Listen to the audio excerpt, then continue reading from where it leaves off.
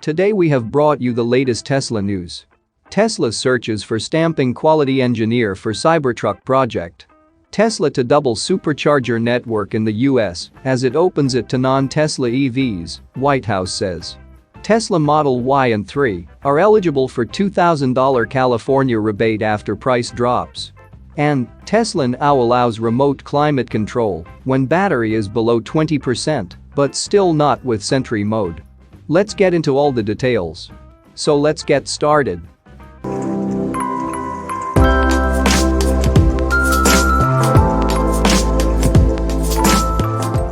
Tesla is preparing for the approaching production of the Cybertruck with a new job posting at Gigafactory, Texas.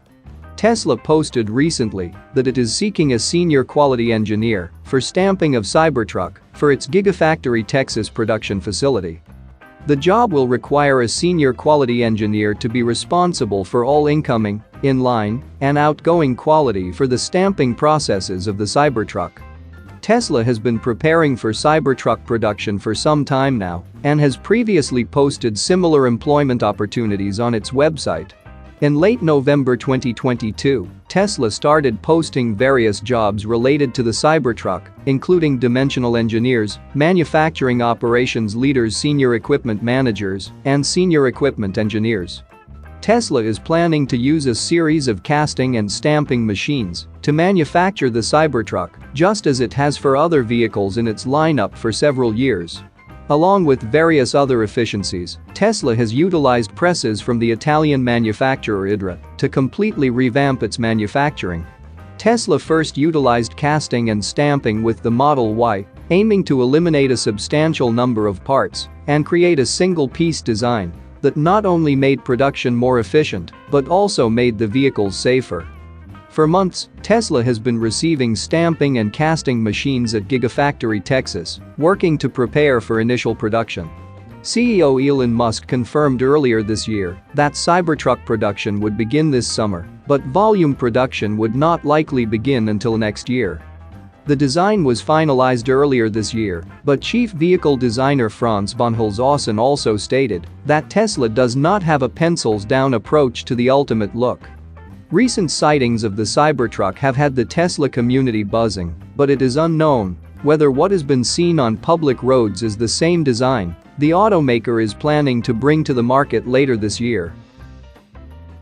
Moving to the next update, Tesla to double Supercharger network in the US as it opens it to non-Tesla EVs, White House says.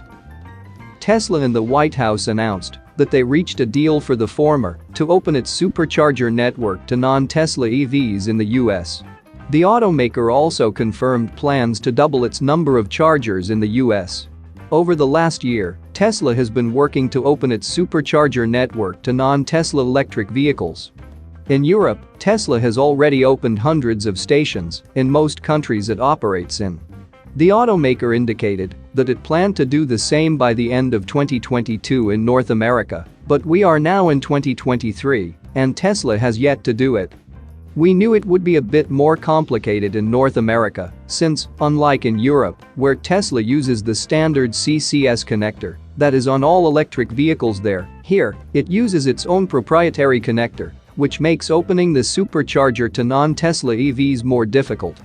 When the automaker decided to open source its proprietary connector in an attempt to make it the new North American standard last year, it cast some doubts about Tesla's plan to open the network. But we have since learned that Tesla has a solution to onboard EVs with CCS connectors on the Supercharger network with something called the Magic Dock, which is basically an integrated CCS adapter on Supercharger stalls. With this in place, it's unclear why Tesla had yet to open the Supercharger network to non-Tesla EVs in the US yet. We know that Tesla has a strong incentive to do so, since a requirement to get access to the $7.5 billion in funding for EV charging infrastructure that the federal government announced is that the chargers work for EVs from more than one automaker. Now, the White House released its official guidance for this program, and as part of the announcement, it confirmed that Tesla has agreed to open the Supercharger network in the US by the end of 2024. Furthermore, Tesla plans to more than double its Supercharger network in the US. The announcement comes just days after Tesla CEO Elon Musk met with Biden administration officials regarding EV charging infrastructure. The White House didn't disclose how much funding Tesla will receive as part of the program. The Supercharger network is widely considered the best DC fast charging network in the US, and Tesla currently owns about 60% of the EV market in the US. Moving to the next update, Tesla Model Y and 3 are eligible for $2,000 California rebate after price drops.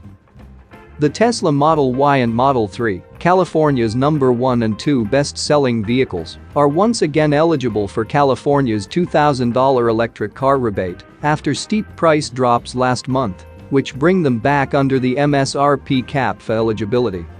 California's Clean Vehicle Rebate Program has issued over $1 billion in total rebates since the inception of the program. It has been modified multiple times to add criteria, one of which is a limitation on the purchase price of the vehicle. Currently, that limitation stands at a base MSRP of $45,000 for cars and $60,000 for large vehicles, including SUVs, minivans, and pickups. Tesla vehicles previously qualified for rebates under this program, but between continuous price hikes over the past couple years and new MSRP limitations on California's rebate program, they had been ineligible since March 15, 2022, when Tesla raised MSRP beyond the price caps. We checked 2 weeks ago, and they were still not included on the site, even after last month's price drops, as Tesla had not yet reapplied for eligibility for the program. However, it looks like Tesla applied and was accepted now, as California has now updated the CVRP website to officially add Tesla's best-selling offerings back into eligibility for the program after last month's price drops. This change is somewhat retroactive as well. The CVRP website has a topic specifically about the Tesla Model 3 and Model Y, stating that vehicles ordered on or after January 12, the day of the price drops, can still apply for a rebate within 90 days of registering the vehicle. So if that's you, then don't wait, the clock starts from your registration date, not from today. The standard rebate for both vehicles is $2,000, though every vehicle can also qualify for an increased rebate for lower-income buyers, defined as 400% of the federal poverty level. For those buyers, the current total rebate is $4,500, though that is separately slated to raise to $7,500 on February 28. Other limitations apply, such as an income limit of $135,000 for single filers and $200,000 for joint filers. So low-income buyers get increased rebates, and high-income buyers get no rebate at all.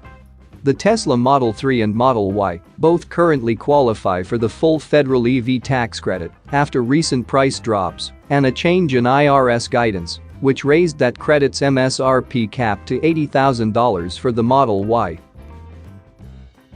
Moving to the last update, Tesla now allows remote climate control when battery is below 20%, but still not with Sentry Mode. Tesla has finally given owners the ability to remotely activate their climate control through the mobile app, including dog mode and camp mode, when their vehicle is below 20% state of charge. The change comes nearly 2.5 years after CEO Elon Musk agreed to lower the battery percentage threshold. One of the benefits of being a Tesla owner is being able to warm up or cool down your car remotely through the mobile app. That benefit used to only be available when the vehicle's battery was above 20% state of charge.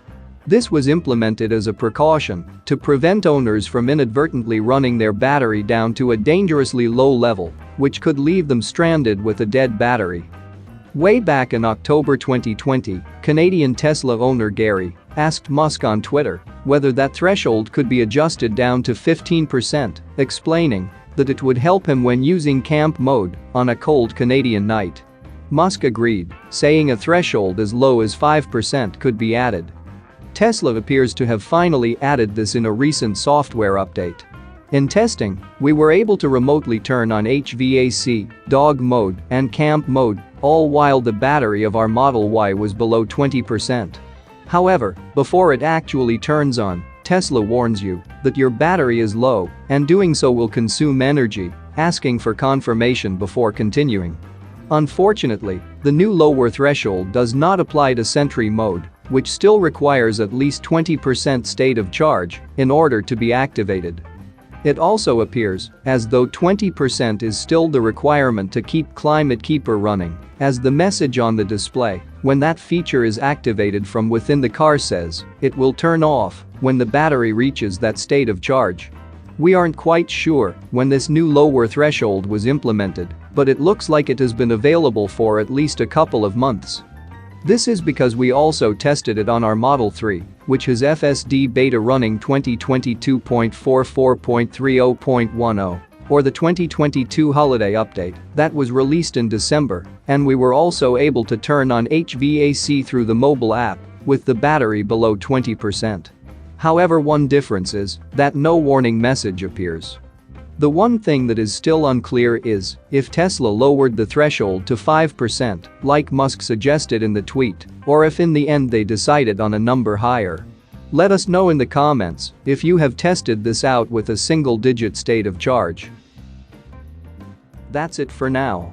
So what are your thoughts about this? Let us know in the comments. Stay tuned at the Electric Arena for all the latest Tesla and electric vehicle news.